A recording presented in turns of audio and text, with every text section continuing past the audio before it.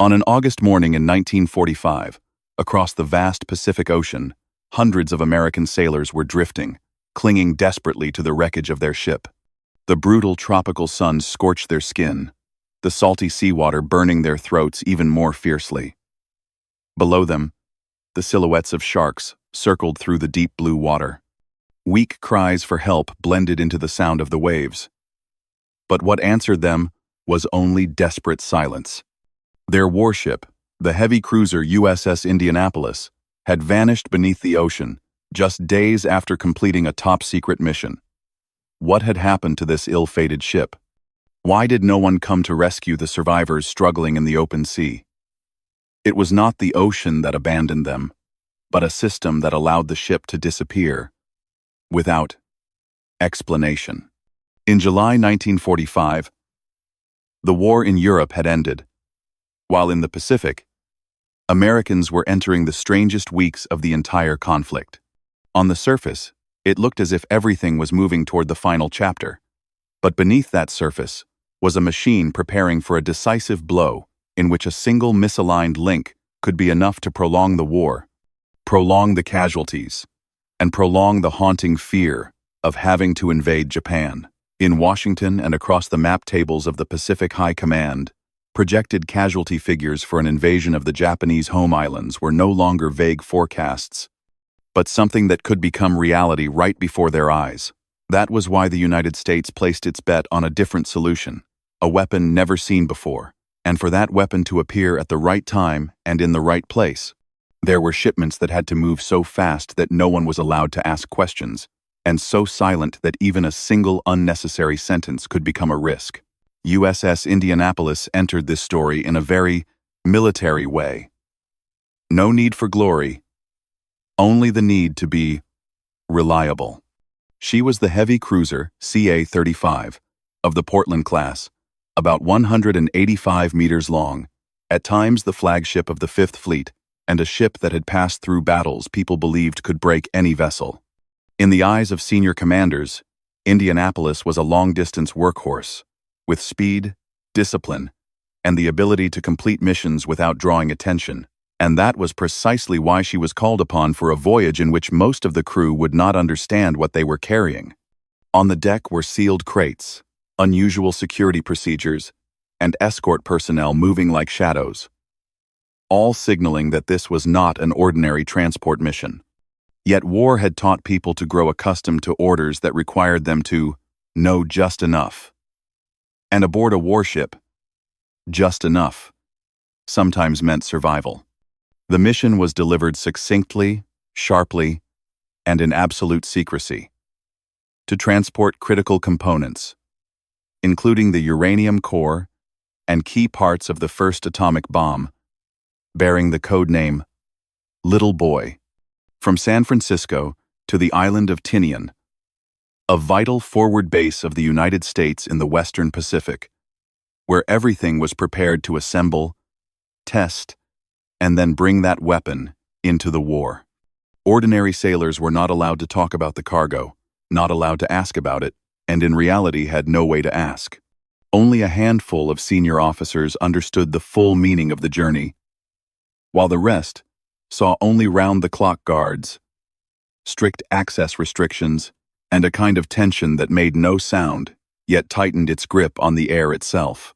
What made secrecy frightening was not that people did not know, but that they could sense something larger than themselves, moving alongside the ship. On the 16th of July, 1945, Indianapolis departed San Francisco. She did not leave port like a ship about to enter legend, but like a gear dropped precisely into the groove of the war machine. The order was maximum speed. Time was the absolute priority. The ship cut across the Pacific like an arrow, leaving behind rolling waves and long days filled with nothing but watch rotations, engine rhythms, and the feeling that everything was being measured by the clock.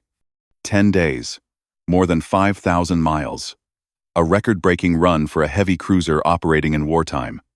Yet that very smoothness created a dangerous illusion. When everything had gone perfectly, from the beginning through the middle, people began to believe that the final leg would be perfect as well. On July 26, Indianapolis reached Tinian and unloaded her cargo. There was no shelling, no submarine alarms, no cinematic moment beyond the quiet transfer of sealed crates under absolute silence. The mission was complete. Had the story ended there, Indianapolis would have been little more than a footnote in the history of the Manhattan Project. But war rarely allows a journey to end on time. The ship departed Tinian with the sensation of having set down a burden that most of the crew could not name. And it was precisely that moment of feeling lighter that carried them, almost unconsciously, into the most dangerous phase of all. The phase when people believe they are already safe.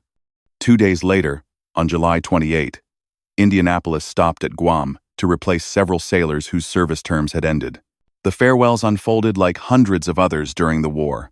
Quick, efficient, with no room for emotion. Those going ashore thought they had just escaped a tense voyage.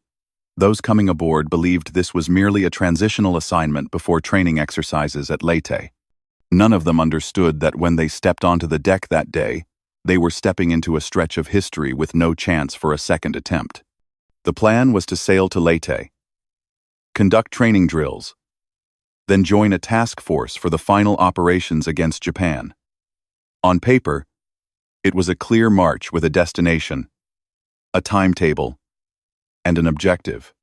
Reality at sea does not operate on paper. Leaving Guam, Indianapolis headed toward the Philippines in a state of complete isolation.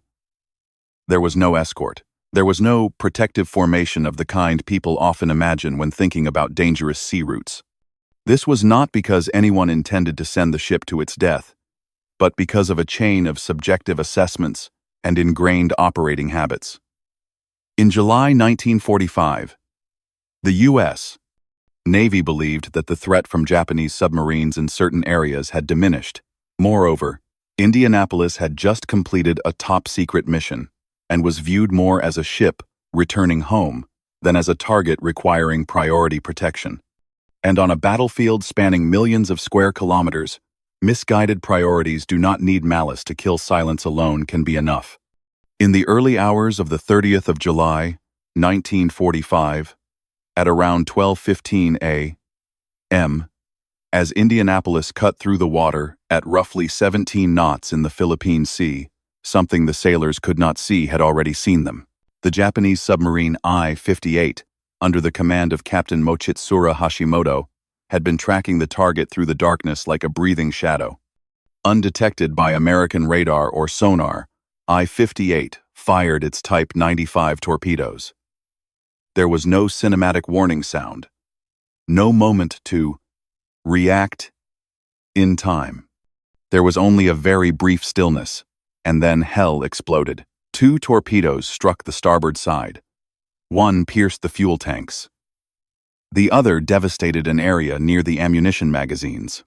And when fire touched what was never meant to be touched, the ship shuddered as if torn apart from within. The explosion did not only rip through the hull, it shattered all order.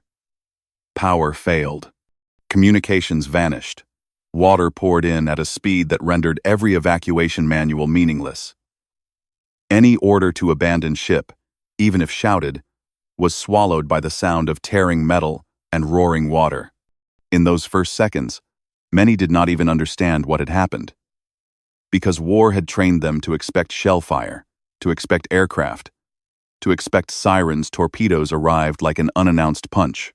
In the span of 12 minutes, USS Indianapolis went from a warship on passage to a sinking mass of steel. At 12:27 a.m., the stern rose and then disappeared beneath the waves. Around 300 men died instantly, trapped in compartments, crushed by collapsing structures, killed by the blast, or dragged under by the rushing water. Nearly 900 others were thrown into the sea, and they were not cast into it through an organized evacuation, but by a violent twist of fate. Lifeboats were barely launched in time. Life rafts were scarce. Many had no chance to put on life jackets. They clung to planks, to oil drums, to anything that would float, because a human body in the dark ocean at night has very little time to think. The surface of the sea then became a brutal stage. Thick, black oil slicks, twisted pieces of metal, screams calling out names, broken cries for help, and then, gradually, only the sound of the waves. Darkness has a terrifying quality. It allows death to arrive without witnesses. And at that very moment, the survivors still clung to a single belief. They will come. The Navy will come. They believed because they had to believe. A human being cannot survive at sea without something to hold on to, and sometimes what you cling to is not wood, but hope. The first night passed, with about 880 survivors scattered into small groups. They tried to gather together, not only to increase the chance of being seen, but also to fight back fear. Fear did not come only from the darkness, but from hearing the person beside you groan from burns, from broken bones, from cuts caused by debris, and knowing there was nothing you could do except watch. Fuel oil from the ship coated their bodies like a toxic film. It burned the skin, made breathing difficult, stung the eyes. Some had been badly injured from the moment the torpedoes struck, and now had to drift in oil and salt water, each passing wave like a knife. When the sun rose, the Pacific shifted from cold to cruel. The tropical sun poured down like a sentence. Tongues dried, lips cracked, throats burned. There was no fresh water, and that was when instinct began to betray them. Some drank seawater, salty, bitter.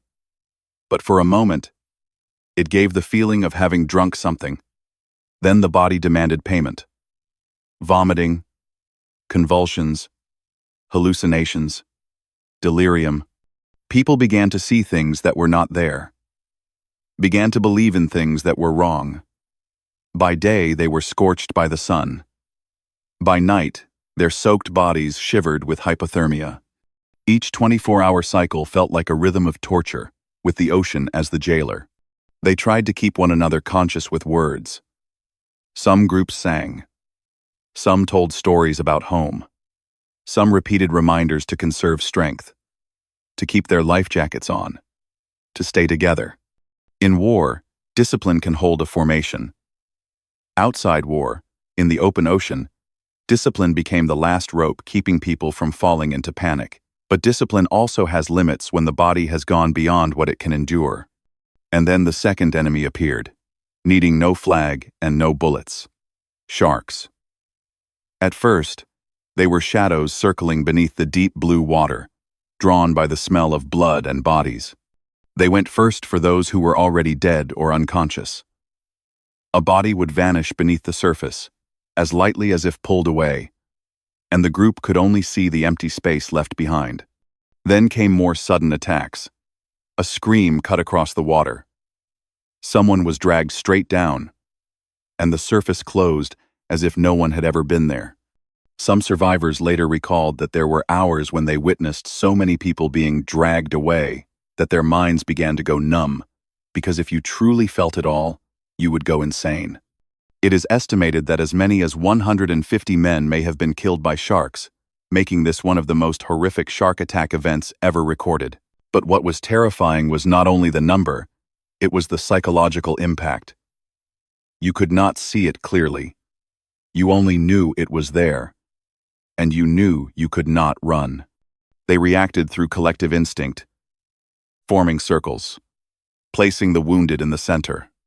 The stronger men forming the outer ring, kicking the water, shouting, trying to create a presence large enough to drive the predators away.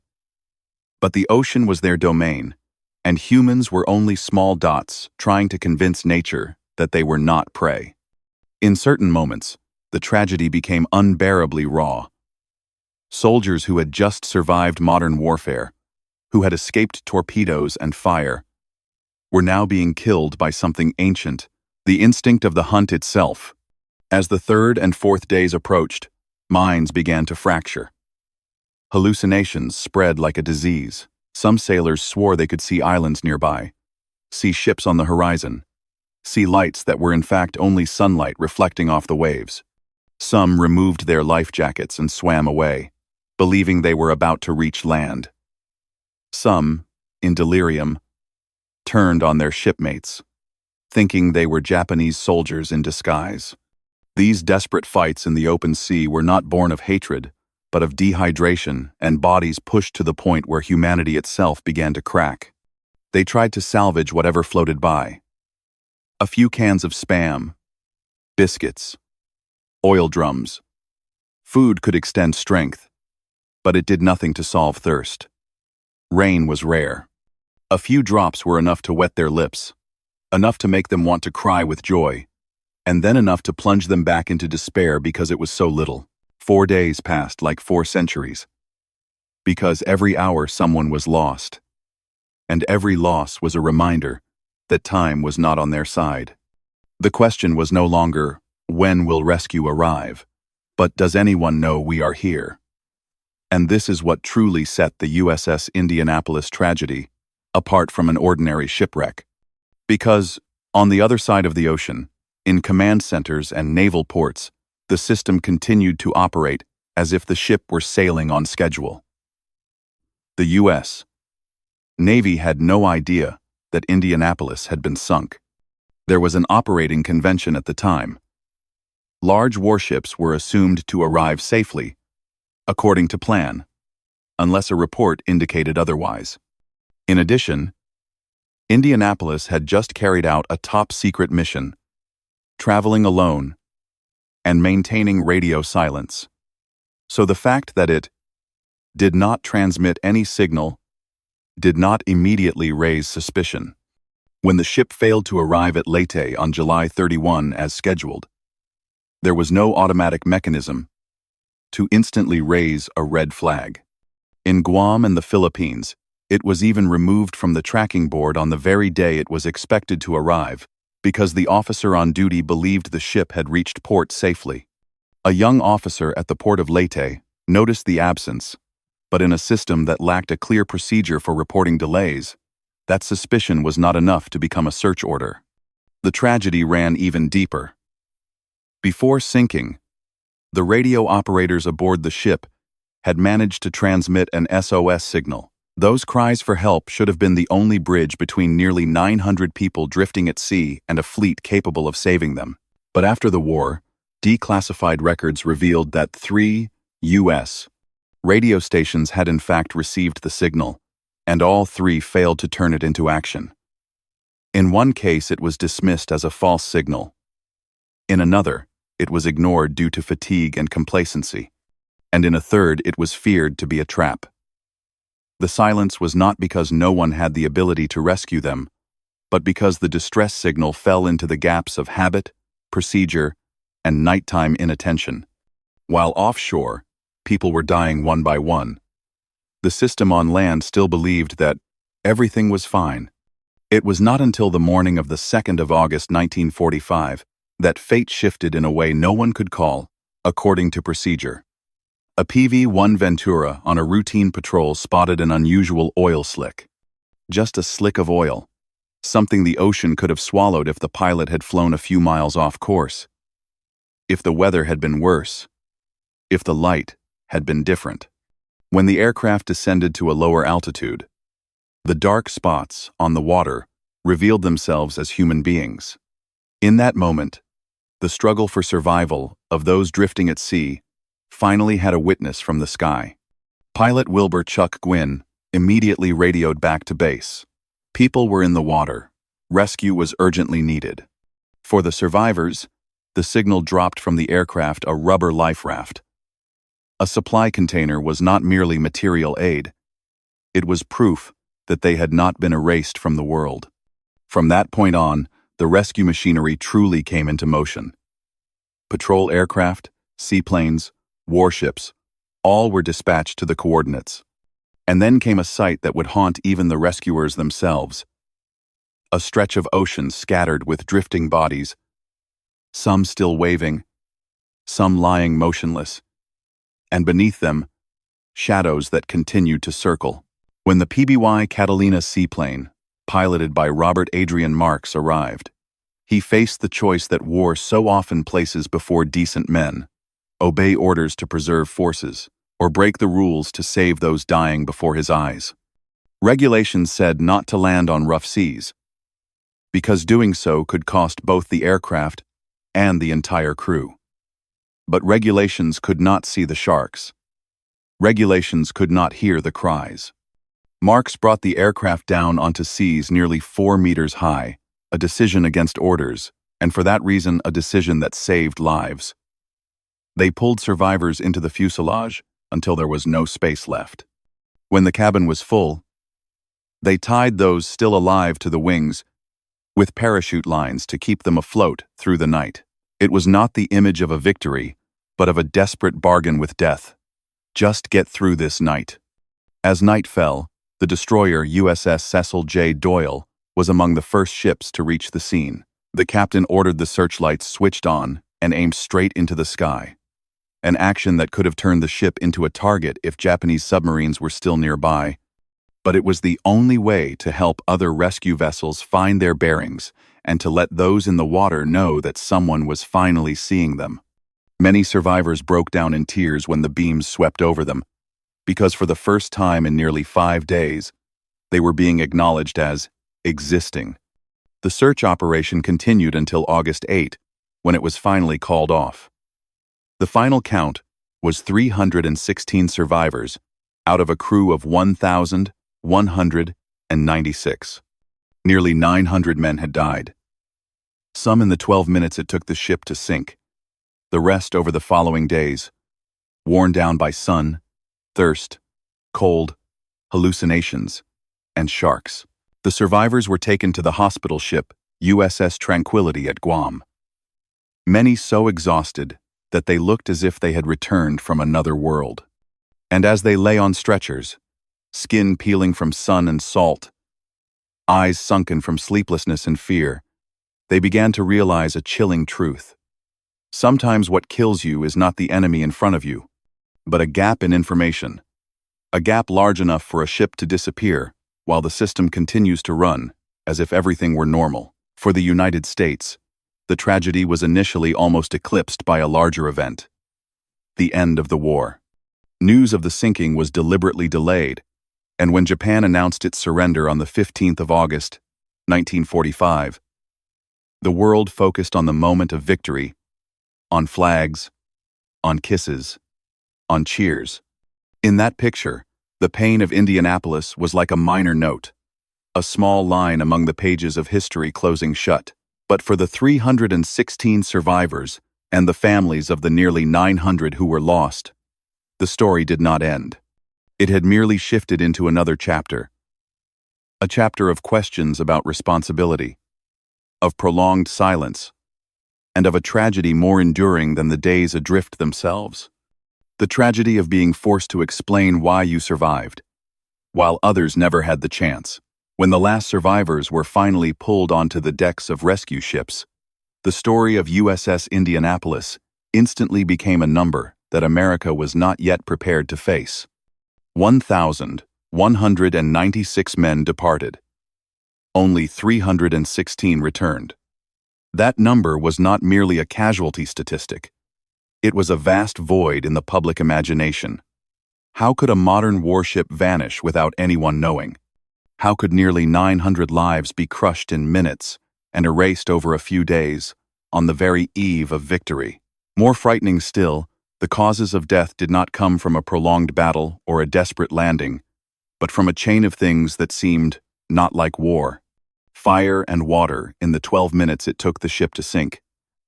Then scorching sun, burning thirst, salt poisoning, hypothermia, panic, and sharks during nearly 5 days of abandonment.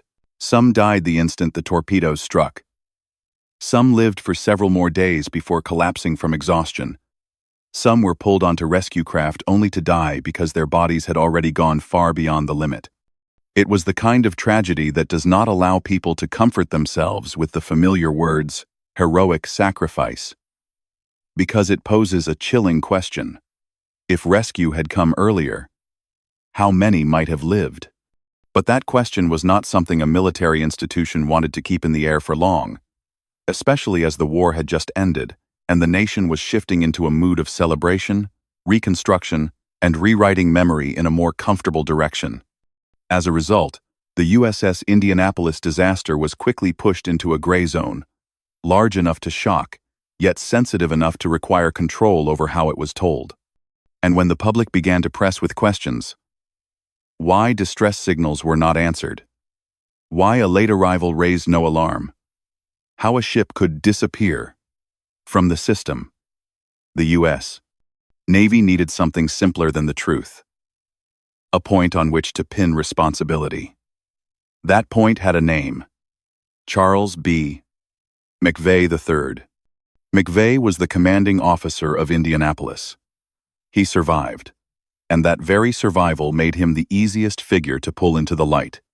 In naval history, the trial of a captain, because his ship was sunk by enemy action, is exceedingly rare. It runs against the instinct of war, where the one who fires the torpedo is the one who causes the sinking. But Indianapolis was not merely a sinking. It was a sinking followed by 4 or 5 days of being forgotten, and that being forgotten could not be put on trial. A system cannot stand before the bench. A procedure cannot be handcuffed. Only a human being can. The court-martial convened in November 1945 functioned like a reassurance to public opinion that someone has been held responsible. McVay was charged, most notably with failing to order the ship to zigzag to evade submarines, a familiar defensive technique. On paper, it sounded reasonable. If a ship does not zigzag, it sails straight, making it easier to target. But war in reality does not operate according to diagrams in a manual. The sailing orders McVay received stated that zigzagging was at the commander's discretion if conditions permitted, meaning the decision rested with him, based on weather, visibility, and assessment of risk. That night, visibility was poor. The sea was not excessively rough, and many wartime officers placed in the same position would have made the same call. The problem was this: once the tragedy had occurred, people looked backward with the mindset of should have. He should have zigzagged. He should have known there were submarines. The system should have been tracking the ship. The SOS signal should have been processed. There should have been an escort. A chain of should-haves, long enough that, in the end, only one crime remained: the crime of the man standing in the most visible position. The verdict grew even more bitter when the Japanese submarine commander himself, Mochitsura Hashimoto, was called to testify and stated plainly that even if Indianapolis had zigzagged, he would still have been able to hit the target at the range and firing angle that night. That testimony should have pushed the court toward a different conclusion. This was a situation in which a small decision could not have reversed the outcome. But the court still needed a clear ruling, and McVay was still convicted on the point of not zigzagging. From that moment on, his record carried a stain: negligence leading to the sinking of the ship. A very convenient stain, because it allowed the story to end in a simple way. The fault lies with the on-scene commander, rather than the fault lies in the gaps of the system. After the trial, Admiral Chester Nimitz signed an order granting clemency and restoring McVay to duty in 1946. He continued to serve, then retired in 1949 with the rank of Rear Admiral. On paper, his honor was partially restored. But war leaves more than records. It leaves memories. And the memories of the families of nearly 900 dead sailors needed a specific target to pour their grief onto. They could not send letters of blame to a procedure. They could not shout at a reporting system. They could only write one man's name on an envelope. McVay received letters every year. Not only letters of accusation, but threats as well. Even Christmas cards filled with venomous words, such as, "This Christmas would be much happier if you had not killed my son." You can imagine what that felt like. The war was over. The nation was celebrating. Yet every holiday season brought him another piece of paper, reminding him that there were people who believed he was responsible for a death they would never accept. Meanwhile, Most of the survivors of Indianapolis stood by him. They said McVeigh was not at fault. They said the ship had been placed in danger from the start, sailing alone through waters where enemy submarines were still present, without escort, without adequate warning. But the voices of survivors are always quieter than the cries of those who have lost loved ones, especially when the public needs a story that is easy to understand. McVeigh was trapped between two kinds of tragedy. The tragedy of a commander who lost his ship and his men, and the tragedy of a man turned into a symbol of a collective failure. That burden did not need to be repeated to weigh heavily, but when society continually dragged it into the light, it became something unbearable. On the 6th of November, 1968, Charles B. McVeigh III took his own life at his home in Connecticut with a naval revolver. The detail, often recalled, that he was holding a small toy sailor in his hand, does not make the story more romantic. It only makes it more cruel. A man who had lived his entire life within discipline, finally broken by something he could not shoot back at, guilt and the gaze of judgment. It seemed like that was the end. But sometimes, history returns belatedly, not to save the dead, but to correct a story that has been told wrongly for far too long. From the 1,990 seconds onward, surviving veterans and their families began to campaign for the restoration of McVeigh's honor. In 1975, the film Jaws, with a monologue referencing Indianapolis, brought the tragedy into American public consciousness for the first time, in a way that was both horrifying and morbidly curious. Then, in 1996, a 12-year-old boy named Hunter Scott undertook a history project, patiently interviewing dozens of survivors, gathering evidence, and reconstructing the logic.